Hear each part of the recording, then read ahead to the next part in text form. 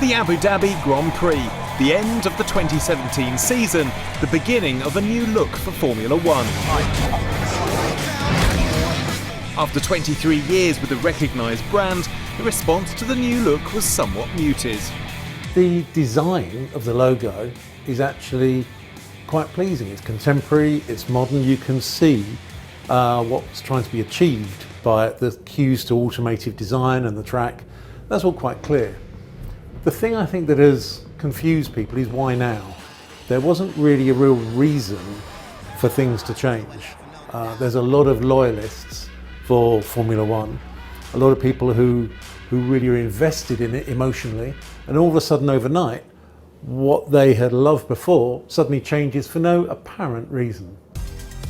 So why do brands rebrand? Brands rebrand when they have something new to bring to the market, when they have a new product or service, when something has changed and they want people to recognise that they need to be reconsidered.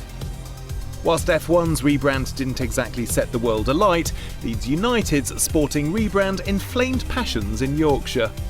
The logo itself managed to discard one of the most treasured assets if you're a Yorkshireman, the white rose of Yorkshire. So in lots of respects, that particular rebrand I think was greeted with huge cynicism because the fans lost something that was really important to them.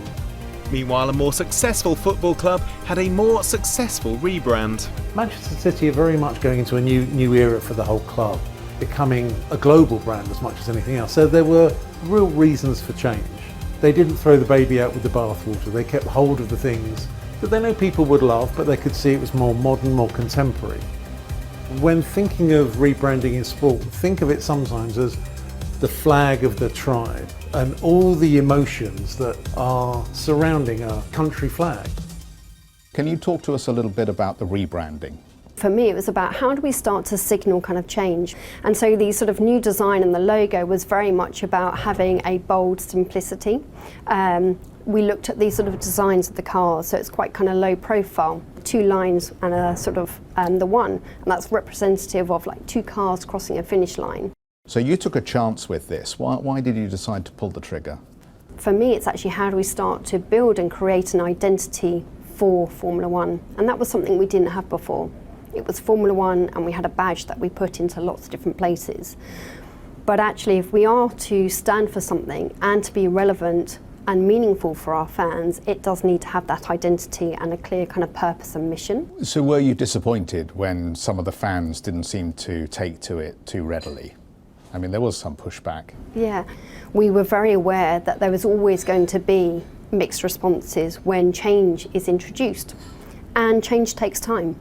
I think what is encouraging is actually how passionate our fans are, and for me, the logo is one aspect, but I think the proof really comes through when we start to sort of demonstrate other things throughout the season that we are bringing to the sport that actually enables fans to get closer to the sport and to really change some of those historic perceptions of the sport being inaccessible, being expensive, or being too much just about the sort of car engineering. Hello, I'm James Wright. Thanks for watching Marketing Media Money. To check out more online videos, just click on the boxes and don't forget to subscribe to the CNBC Live channel at the bottom of the screen.